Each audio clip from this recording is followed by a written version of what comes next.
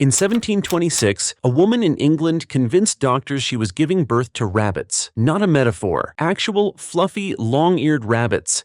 And the craziest part? People believed her. Meet 25-year-old Mary Toft from Surrey, England. She already had 3 kids, but after miscarrying her 4th, she claimed something strange started happening. She felt movement inside her, dreamed about rabbits every night, and then started giving birth to rabbit parts. So a local surgeon, John Howard, rushed over, took one look, delivered a half-grown rabbit, and went, "Yep, definitely rabbits." Then, with full confidence, he bottled the remains and proudly wrote to London about his revolutionary medical discovery. "Gentlemen, I have witnessed a woman who reproduces bunnies."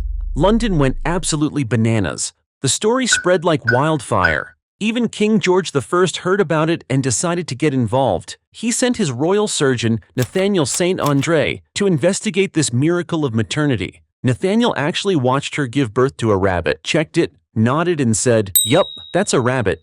You'd think someone would ask why the newly born rabbits were fully grown, but apparently common sense didn't exist in 1726. Everyone just clapped and called it a miracle. Some artists even painted this case, like this one and this one. By the way, subscribe or something. The king ordered her to London, and she went like a celebrity. Crowds lined the streets, cheering for the woman who gave birth to rabbits.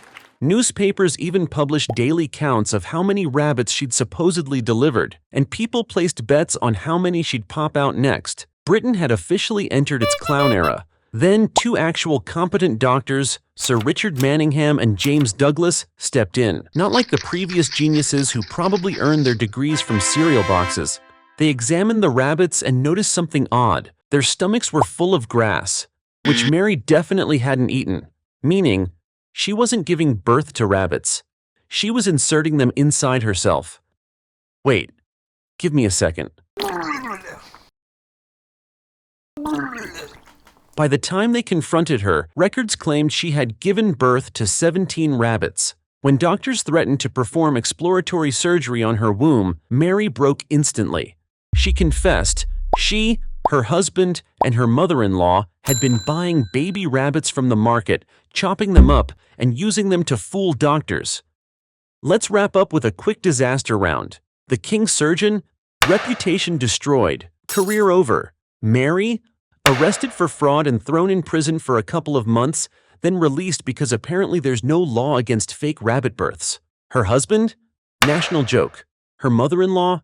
Somehow an even bigger one.